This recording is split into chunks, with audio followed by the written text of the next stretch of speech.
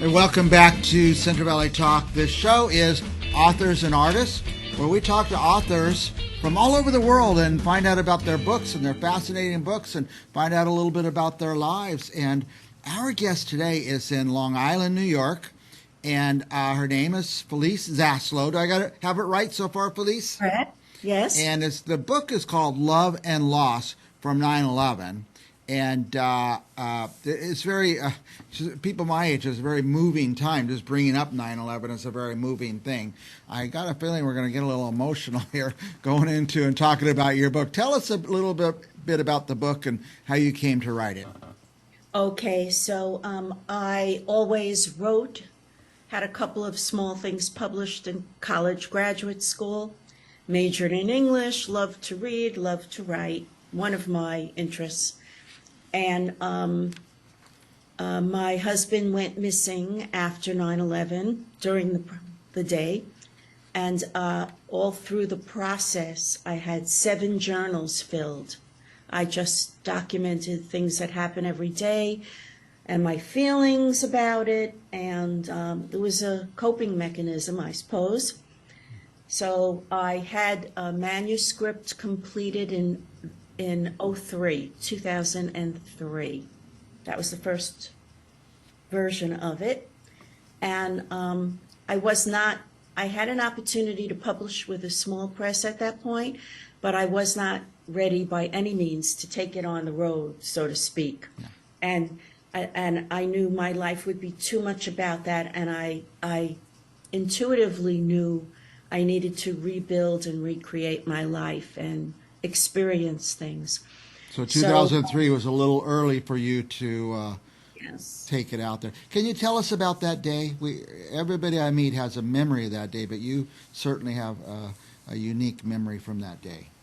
I do, but I would like to preface that with my book is something that what I went through will help other people going through a dark night of the soul, and it's poignant, it's powerful.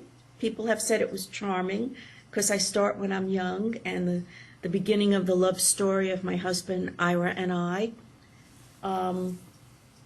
So it's not just about the traumatic loss and the tragedy and the national thing and the international thing. It's about getting through a really tough time. And I offer another way to look at things. Okay, so on that day, I was in my classroom. It was the beginning of the day, teaching a 6th grade class, and the phone rang in the classroom. I asked a student to pick it up, and he said, "Mrs. Zaslow, they want you." So I came to the phone, and they said, "Felice, your husband is on the phone." Excuse me, I wish he was on the phone. Your son is on the phone. Can you please come up and take the call? And I said, "Really? Can you put him through?" And they said, "No, you need to come up," which was most unusual because always they would put a personal call through. And I would say, "Well, I'll speak to the person and call you back later," etc. But I said something, and I had another teacher come and watch my class, and I went upstairs, and my son, Brian, my older of 2 sons, who was on the ferry from Manhattan to New Jersey, going for a callback interview at a company that he was hired for. And he said, "Mom, a plane just hit Dad's tower." And my husband, Ira, had worked in the North Tower. And I said, "Really?" And my first thought was it was one of those small private planes because that had happened before. And I said, "Brian, it must be one of those small planes." He said, "No, it wasn't. I saw it." I said, "Well," and I just encouraged him to go for the interview. "It'll be all right. Your father's very smart. He's very strong. He is youthful." He was actually one of these monitors trained to help people exit the building. And so that's how it ended. And I said, "We'll touch base later." And that was the beginning of a very long day and a long 10 days until I had to admit that he was really not coming home. Right. Yeah. And you journaled through that whole period? I did. I had notebooks, 7 notebooks like this filled.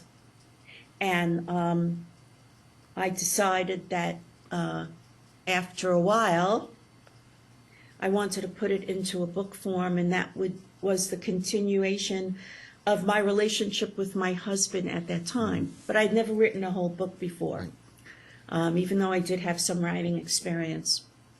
So, I mean, you don't know what to do. You don't know if your husband is alive or not alive or what's going on. And you picked up your journal and just started putting down your thoughts and your feelings. And documenting all the events that happen every day. My husband was the only employee from Lehman Brothers who did not get out. They were on a low floor. And Ira was tall, gorgeous, slim, naturally low cholesterol, could eat whatever he wanted. And they were on, I think, the 34th floor, somewhere low, 28th, 32. And he had to go up a couple of floors, go across the hall, and take another elevator, bank down 1 floor to get to the Sky Cafeteria, which was his habit every morning. He liked the muffins there. Yeah. And that morning, a friend said, why don't you have breakfast, maybe sensing something out in the ethers, why don't you have breakfast with us here? You know, in the pantry, they called it. Right. And he says, no, I'm going for my pumpkin muffin. And he liked the people who worked there. He liked to schmooze with them in the morning. And that's what he did. And what got him into trouble was that going in the elevator down the 1 floor, that's when the plane hit. Wow. Yeah. Yeah, just a fluke. Well, it wasn't a fluke. He did that every day. What took that little Yes, walk you know, every well, day. there are many ways to look at that. There's the, he was in the wrong place at the wrong time. There's the spiritual thing that there was a reason for it. Yeah. There's a lot, and my book has the themes of spirituality running through it, and music, and a whole bunch of other things. Yeah, we're looking Faith. at the cover of your book right now. It's a beautiful cover, too.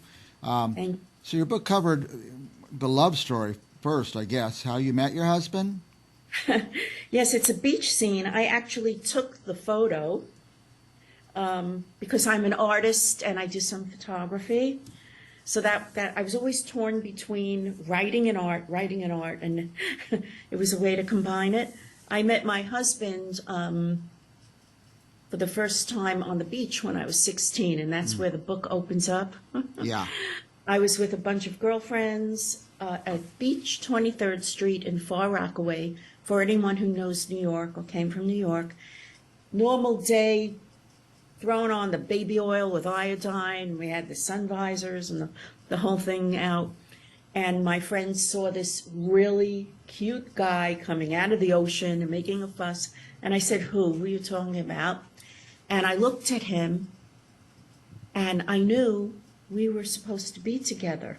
It was just You just a knew knowing. it that very moment. At that moment, really, but I was 16. What was I going to do about it? I actually was paired up with his cousin David, who followed him out of the ocean. And Ira dated 2 of my friends. And then at the end of the summer, we didn't see or hear from them. And 3.5 years later, Ira and I met up, and that's when he knew. Now, It's int- who should be reading this book? It sounds like anybody who's faced any kind of grief might benefit from this. I've already gotten beautiful letters from people, notes, letters, emails. It's for anyone going through a dark night of the soul, of course, and that doesn't have to be through the loss of a person, but a serious medical problem, something that one is struggling with. My dearest wish is to bring hope and comfort to those people, and it has happened already in a few instances, and that fills my heart. That's good. It has happened. You've got letters, and you've touched people. Now, Yeah. let's. Where would people get this book? Oh, my book can be found on Amazon. It's in paperback and Kindle form, and I'm going to do an audiobook because I've had a lot of requests for that. Yeah. People like to listen, and I think I'll record it myself because I like to do that. I think that would It's be great, also yeah. at Barnes & Noble, and it probably will be other places in the future. Well, I tell you, I've gone over to only doing audiobooks because my eyesight and my age, I can't. It's a struggle to get through a book. I get through a book a week on audiobooks, so I really appreciate them. And the ones I love are the ones with the author's voice because you really hear the emotion and the words and how they meant for them to be put on the page. So I will look forward to that very much. Thank you for saying that because that means a lot. I know that that's important. And also for my family, I have 3 grandchildren, and they'll be able to listen to it and pass it on to their next generation. Well, it's a fascinating book, the approach you took, how it came about, how you journaled it, and, without knowing what was going to happen. You certainly didn't make a journal to write a book, but, sometimes those contemporary writings really help when people are writing books and helps them get there. Do you still teach? I am retired from my teaching job, but I do a lot of speaking around, in regards to this loss that I experienced and how I got through, more so now with the book. Yeah. No, my teaching consists of passing on what I learned Nice. and helping So you're still a teacher? in a way. Yeah. All right. Felice Zaslow, is there anything else you'd like our guest to know? Yeah, I would like them to know to believe in themselves if they want to be a writer, because it took me a long time. I had a 19-year gestation period with this book. Yeah. And over the summer, I revised it and included some photos and did the book design, worked very hard on it. And so there was a 4-month labor. Right. And then it was born. I say this a lot. I want to say congratulations because a lot of people could write a book, but very few people can finish writing a book. And that's very impressive.